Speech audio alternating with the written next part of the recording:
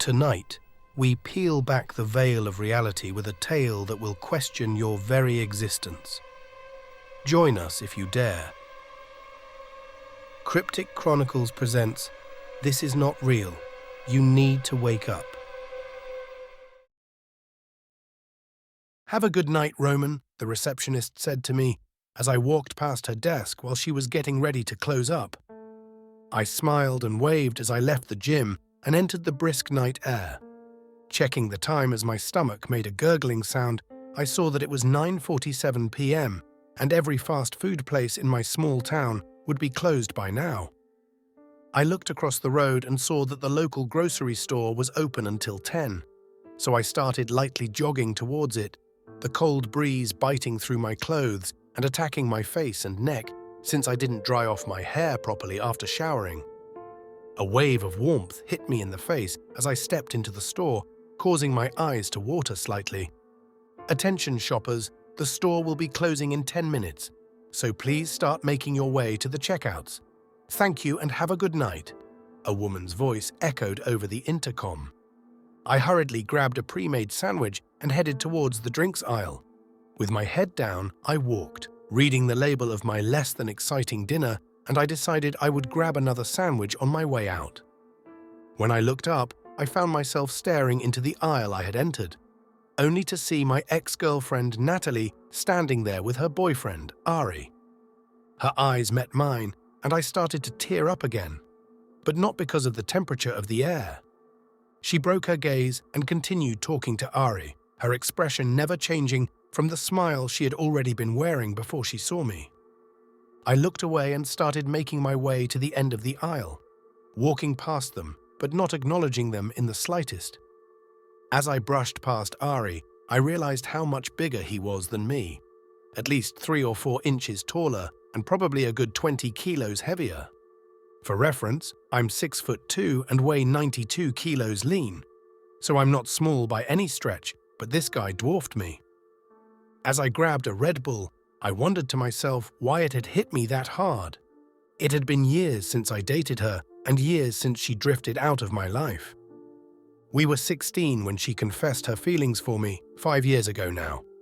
We had been good friends before that, and we were still good friends after I broke up with her. But I took her for granted, so when she started becoming a less consistent part of my life, I was too stubborn to tell her that I missed her. I was snapped out of my own internal dialogue suddenly as my phone started vibrating in my pocket, emitting a strange analog beeping sound that I hadn't heard it make before. I looked around to see Natalie and Ari looking confused while also staring at their phones. "This is an emergency alert. Get to the nearest enclosed structure immediately. Close and lock all doors and windows. Turn off all the lights and do not make any noise that will be detectable from outside the structure. If you are in your house, close the blinds and fill as many containers with water as you can. If you are in a public structure, such as a store or a recreational facility, then follow as many of those same steps as you can. If you are in a vehicle, shut off the engine and lock the doors. For all who are listening to this alert, do not look into the fog, and under no circumstances should you go outside. This alert will repeat once every 12 hours, and any updates will be shared periodically. You should be prepared to stay indoors for at least a week. This is not a drill. Stand by for updates." All the phones in the store blared in unison. There was a moment of complete silence as the few late-night customers in the store looked over to the closing staff, who were just as dumbfounded as everyone else. Then the store broke out into a hurried panic as who I assume was the store supervisor made her way to the back of the store to shut off the lights, while the other 2 ladies who were at the checkouts began to lock the doors. I went to call Marcus, my mate who's in the Air Force, to ask what the hell is going on, but there was no signal at all. "Nah, fuck this, bro," Ari shouted in anger as he grabbed Natalie by the wrist and started walking her over to the sliding glass door that was in the process of being locked. As the lights all dimmed out row by row, we were all left in pitch-black darkness, excluding the glowing sign of the service station across the street and the barely visible streetlights outside that were being drowned out by the thick fog that everyone had just noticed. Ari turned on his phone's flashlight and kept walking in the darkness until Natalie pulled away from him. "We can't go out there, Ari. There's something wrong with that fog," Natalie yelled at her partner. "Let me out right fucking now," Ari shouted at the poor lady who had just locked the place up. "I can't do that, sir," she replied softly, causing him to start banging on the glass, threatening to break it. "Ari, please, calm down, babe. Can't we just wait until we know what's going on?" Natalie begged as she grabbed Ari's forearm and attempted to stop him from shattering the only thing separating us from the strange mist outside. "Dude, come on. You don't know what's out there," I interrupted. "It could be a chemical attack or something. Just at least wait until we get an update, man." I tried to reason, but it was no use. "Fuck you, pussy. I'm not getting held against my will in a supermarket." "Who the hell would chemical attack New Zealand, dumbass?" He responded to my reasoning. This is something I had already been thinking. It wouldn't explain why we had to turn the lights out, and it wouldn't explain why we had to remain quiet. But I was hoping that he wouldn't be able to think all that through. "Let me out! What the fuck don't you understand, bitch?" he shouted at the top of his lungs as he shoved Natalie off his arm and onto the hard epoxy floor, then resumed his banging on the glass. But much harder now. "You gotta let him out," I said to the grocery worker as I helped Natalie to her feet. The rest of the dozen customers who were in the store had crowded behind us, watching the whole thing go down. "He's gonna get us all killed if he breaks that glass," I argued. "Let him out." The worker reluctantly put in the code for the door's automatic opening system to activate, and the glass began to slide to the side. Ari looked back at Natalie in rage, seeing that she was not going to leave with him. The large man then walked out, and the doors shut behind him, immediately being locked by the store lady whose hands were now shaking. We all watched in silence as Ari's silhouette disappeared into the fog until the only thing we could make out was his phone's flashlight, gently glowing through the mist. All of a sudden, it seemed like he had stopped moving. The light didn't get any dimmer or seem to be getting further away at all. As around 17 of us observed from the darkness of the grocery store, a loud shriek was released into the night, and Ari began sprinting back to the door, and his banging resumed. "Let me the fuck back in! There's something out here!" he began to shout, but was cut off as his legs were pulled out from under him, and the wind was knocked out of his lungs as he landed hard on his stomach, his nose cracking on the concrete. Natalie went to scream, but I covered her mouth, and we both watched as Ari was dragged back into the fog by a tall, lanky humanoid silhouette, still clutching onto his phone. Eventually, the light from his flashlight was completely engulfed by the wall of fog, and we were all left with our mouths agape and tears in our eyes as the severity of our situation set in. Nobody really said much over the next couple of hours. Everyone was too shaken up, I guess. At around 12:15 a.m., I checked my phone as Natalie lay on top of me, fast asleep, her face buried into my hoodie. She had been crying since... Well, we all watched what happened to Ari. After that, everyone found a place to themselves, and Natalie held on to me, soaking my shoulder with her tears, which made their way down to my skin. I hated that I was happy at that moment. I felt so selfish about being content in her sorrow, but I missed her so much. I missed her more than I let myself know, and was just thankful that I had her there with me. I thanked God that I didn't have to go through this nightmare alone. I fell asleep shortly after, closing my eyes and taking in the noises around me. The humming of the fridges, Natalie's soft breathing, gentle sobs from across the store, and I'm sure a couple of times I heard screams in the distance outside the apparent security of this store. I awoke to my phone vibrating again, but it was only my 7:30 a.m. alarm. Natalie must have already been awake because she was holding me tight, and there were fresh tears on my hoodie. I lay there for a bit, hugging her, ignorant to the world that for all I knew was ending anyway. I was also ignorant to the fact that the sun hadn't come up, or at least it wasn't reaching us through the fog, meaning that it must be completely encasing us. How far does the fog stretch? How far would it have to extend into the sky for not even a hint of daylight to shine through? These are questions I did not have because I was holding on to the girl who I had never really stopped loving, making me probably the only person at that moment who was trapped in a dream, not a nightmare. Natalie and I ate breakfast in silence. I guess there are worse places to be trapped than a well-stocked grocery store. However, as 10 a.m. rolled around, a new alert sounded out from everyone's phones. This is an emergency alert. It is still very unsafe outside, so stay where you are. Keep all the lights off, and do not make any noise that will be detectable from outside your structure. Avoid looking into the fog or standing in a position where you are visible from the outside. Cover as many windows as possible and preferably hide in a room that can be locked off from the rest of your structure if necessary. If something is in your structure or is trying to get inside, then it knows you're there. In this scenario, hide. Do not attempt to confront it under any circumstances. Notable updates.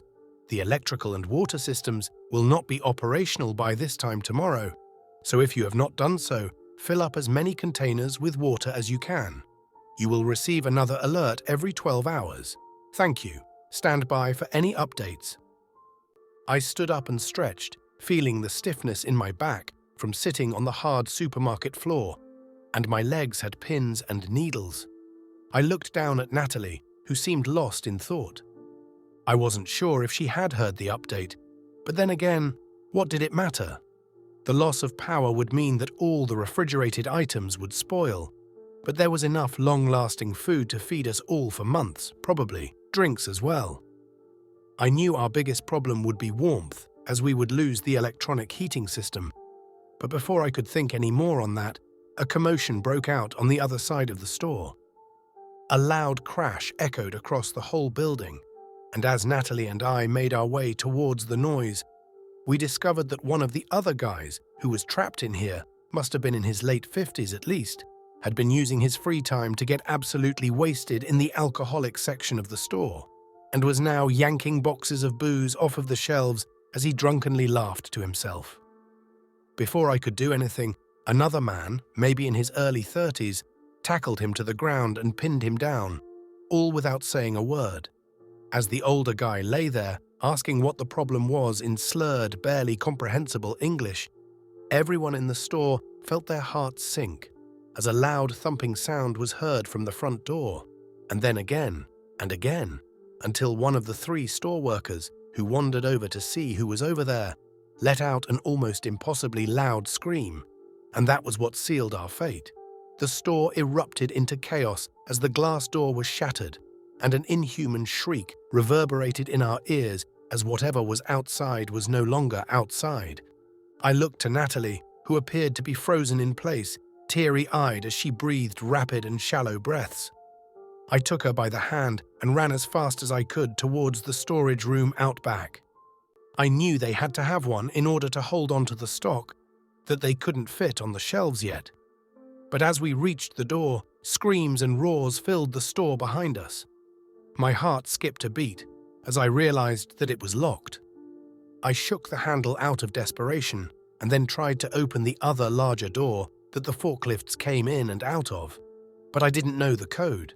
I embraced Natalie, and I guess I just prepared for it to end until I heard a psst and looked back over to the door to see that the store supervisor was holding it slightly ajar while gesturing for us to quickly come inside. We ran to the entrance and left the main part of the building, where we found the supervisor and the other surviving employee, along with one other customer who had apparently been in here ever since Ari was killed. The lights were on in the storage room because there were no windows, which took a while to adjust to after being in total darkness for the last 12 hours. But it was a nice change. Over the course of the day, we heard many thumps and bangs. Occasionally, something would get knocked over and glass would smash. Whatever was out there was looking everywhere for survivors, but we were safe in here. Natalie and I made a bed out of a few 20-kilo sacks of rice, which was honestly so much nicer than the floor. The other 3 people in there with us tried to ask us about ourselves, our lives, but I did most of the talking. Natalie was still grieving, and the others understood that, though I did see her smile a couple of times which was nice.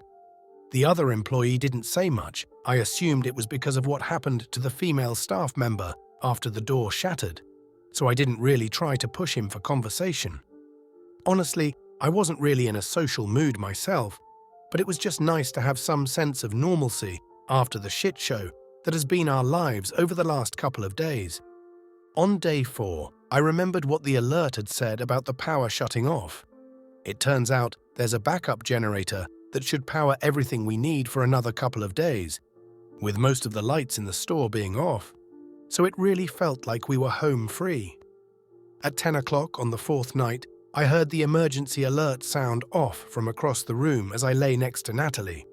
Since both of our phones had died already, I tried to listen in on what it was saying, but I couldn't quite make it out from where I was.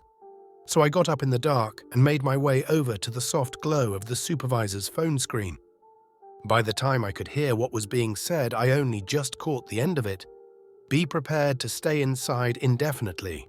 You will receive another alert every 12 hours. Thank you. Stand by for any updates.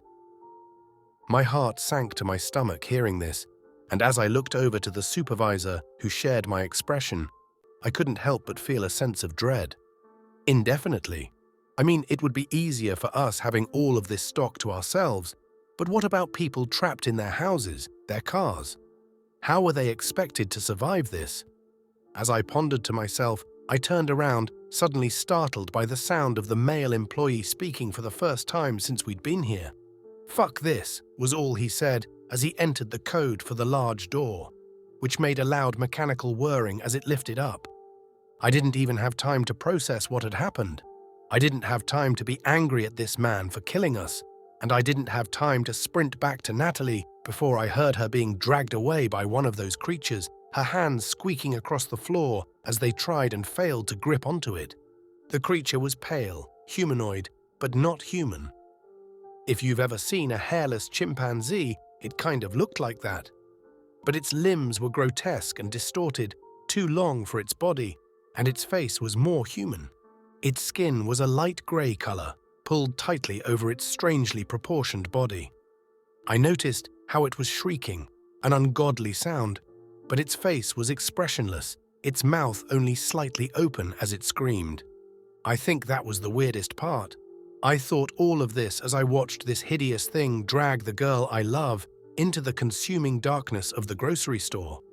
That's when something grabbed me by the leg and pulled it out from under me, causing me to hit my head on the floor, and everything faded to black. "Truth or dare?" Natalie asked me. Truth," I replied. Natalie thought for a moment before Sarah, my mate Marcus's missus, who was sitting next to her, whispered in her ear, causing a massive grin to form on her face. Okay, she giggled as she adjusted her posture and looked me in the eyes, trying to keep a straight face. "Okay, Roman, if you were stuck on an island with all of us, who would you eat first?" I thought for a moment as I looked around the hot tub at all of my close friends. My eyes landed on Max, who is quite overweight, and I couldn't help but smile, causing everyone to laugh, including Max, who splashed water in my face and retorted, "I'd eat all of you before you got the chance." To which Marcus said, "We believe you, bud," and everyone burst out into laughter again. "Okay, Natalie. Truth or dare?" I asked. "Truth," she replied without hesitation. I pretended to ponder my question for a moment. "Would you," I began, as I stood up in the pool, clutching something in my left hand, "make me the happiest man in the world?" I continued as I got down on one knee before her. "And marry me?" I asked, as I held a ring out of the water for her, eliciting a gasp from both of my mates and their partners. Natalie's eyes began to tear up and she asked, "Are you for real?" covering her mouth with her shaking hands. I nodded yes, and she screamed out, "Yes, of course I will," before she jumped on top of me, taking us both underwater as she kissed me. After we all dried off and said our goodbyes, Max came up to me. "Hey man, congratulations. Honestly, I've been waiting for this day since you guys met. Always knew she was the one for you," he said. I looked at him for a moment before replying, "What do you mean, bro? When I first started dating her, you told me that she was no good for me. It's like one of the main reasons I broke up. That's when the words I was saying hit me in the face like a bag of bricks. Max stared at me, his smile not shifting in the slightest. "How long have you and Natalie been together now?" he asked. "Must be around 5 years. About time you popped the question. Haha," he chuckled, but with every second that passed, my heart started beating more and more rapidly. "This isn't real," I said before squeezing my eyes shut and waking up. A long tendril slid out of my throat as I fell to the ground below and threw up everywhere. I looked up to see a giant, glowing figure, with a dozen other tendrils protruding from its shoulders. The skinny figure stood still, its frame reaching the height of the streetlight next to it. As I tried to make sense of what I was looking at, my eyes made their way down its inhuman body. At the end of each glowing blue tendril was a person, the tendrils entering through each of their mouths, seemingly absorbing something from their bodies as pulsating rings of light emanated from the person and up the tendril. I almost threw up for a second time until I saw Natalie among the dozen bodies attached to the creature. Without hesitation, I reached up to touch her hand, and as I did, I lost consciousness again. "Unzip the tent, babe. Let some light in," I said as I wiped the sleep from my eyes and cracked my stiff back, cursing myself for forgetting an air mattress on a trip we'd been planning for months. I watched and admired my beautiful fiancée as she got up half naked and unzipped our tent. "I hope you slept better than I did," I muttered as I lay back down in my sleeping bag. "Babe, you should have had the air mattress. I would have been happy to trade places," Natalie replied as she opened up her pack and started rummaging through it. "Nah, I'm fine, honestly. I'm not letting my fiancé sleep on the ground," I retorted, my arm covering my eyes, immediately regretting that I got Natalie to let the sun in. "You're such a man," she scoffed jokingly as she tossed me one of the pre-made sandwiches from her pack. I paused for a moment, a split second of déjà vu overtaking my body as I read the label. All of a sudden, I sat up straight in my sleeping bag. "Natalie, this isn't real. None of this is real," I said to her in a panic, causing her to stare at me, concerned. "Are you feeling okay, Roman?" she asked. "Did you get any sleep at all?" "Natalie, the grocery store, the fog, the emergency alert. Don't you remember? None of this is real. We aren't together. We aren't engaged." I spoke quickly, my voice trembling as I tried to get her to snap out of this false reality. I watched as Natalie's face went white and her eyes filled with tears. "What's going on? What is that?" She started to speak but was interrupted by a familiar shriek in the distance. I looked out of the tent to see at least 1,000 of those chimp creatures making their way towards us, seemingly sensing that we weren't being fooled by this illusion any longer. "Natalie, you have to wake up," I yelled. The creatures getting closer. "Close your eyes and wake." I regained consciousness and caught Natalie as the tendril slid out of her throat. Letting her fall, she threw up onto the ground as I held her, before staring back up at the massive glowing creature. That's when we looked around. In the distance, there were more glowing creatures, hundreds of them spread out over the town. "We can see through the fog," Natalie stated, which I honestly hadn't even noticed until then. That's when we heard frantic screaming and looked to our left. One of those chimp creatures was dragging a man out of his car and over to the glowing figure. We watched as one of the tendrils violently shoved its way down the man's throat, and his screaming stopped. Then the other creature just walked off, paying us absolutely no mind. Natalie then looked back up at the bodies attached to the tendrils and gasped as she saw Ari. She went to reach for him, but I grabbed her hand. "Natalie, if you touch him, you'll go back in, and there's no guarantee that you'll ever come back out. It's like it completely wipes your memory every time," I told her. "How do you know?" she asked. "Maybe I'll remember the second time." "You won't, Natalie. I went back in for you, and I'm lucky that I remembered at all," I responded. She stared at me for a moment. "Why did you go back in for me if it's such a big risk?" she questioned. I paused, my eyes welled up. "Because I love you, Nat." An explosion then went off in the distance. I saw it over Natalie's shoulder, then another, then another, each one making its way closer, seemingly each being aimed at those glowing blue creatures. "Run!" I yelled as I grabbed Natalie's hand and sprinted away from Ari and the mass of glowing tentacles. Another explosion went off behind us as a plane roared overhead. The explosion also ignited the service station right next to us, which let off a shockwave that sent us flying off the street. Everything went silent, and I could feel my consciousness once again slipping away. The last thing I saw was Natalie silently screaming in my face, worry overtaking her expression as she held tightly onto my hands. That's when I noticed a piece of fence sticking out of my abdomen. Shit, I thought to myself. As everything faded to black, I saw a group of military-looking men running towards Natalie and me, then nothing. I woke up to the voices of Natalie and Marcus talking to each other. I sat up in the apparent hospital bed I was in and immediately regretted it, holding onto my stomach in pain. Whoa, lay back down, bud. Just relax, Marcus said as he stood up from his chair and slowly laid me back down. Natalie stood up as well, tightly gripping my hand and kissing me on the forehead. What is this? Is it over? I asked, confused about how we were here right now in a hospital. No, it's not over. My higher-ups have decided that we have to start over. Most of the remaining world leaders have come to the same consensus. Marcus paused briefly. You two were lucky to have survived. Most people didn't. Those people are still alive, Marcus, I exclaimed. You can't just bomb the world when those people are still down there. They're in a trance, living in an illusion that those blue things are creating. I can't explain it, but I saw it. Natalie did too. I only got us out because I felt an unbelievable sense of déjà vu and realized it wasn't real. Marcus looked at me, his expression grave. I know, Roman. We're trying to figure out a way to deal with them without causing more harm.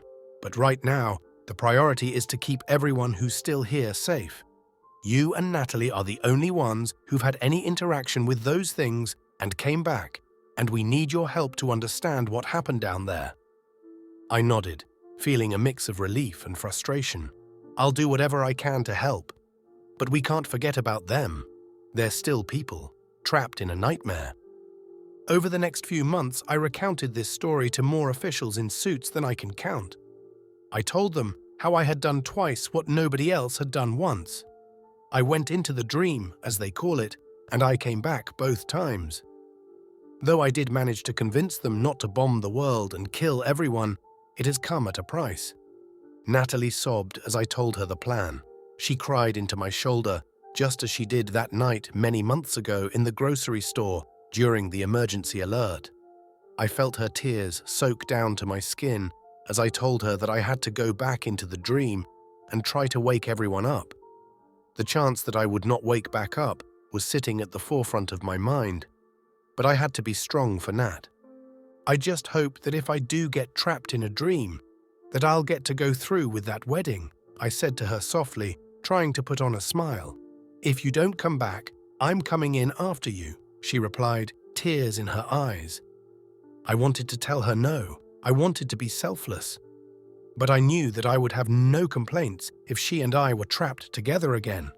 That selfish part of my brain was still active. On the 14th of November, 2023, an emergency alert was sent to every mobile device across the globe. It warned of a thick fog that would swallow any who were caught in its midst, and the whole world locked themselves inside. You may be wondering why I'm telling you this story. You may be thinking to yourself, I don't remember the day the fog rolled in and the emergency alert sounded. That is why I'm telling you this story. This is not real. You need to wake up.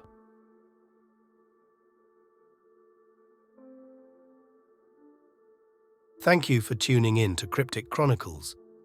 If the shadows whispered secrets to you tonight and you're itching to share, send your eerie tales to crypticchronicles39@outlook.com.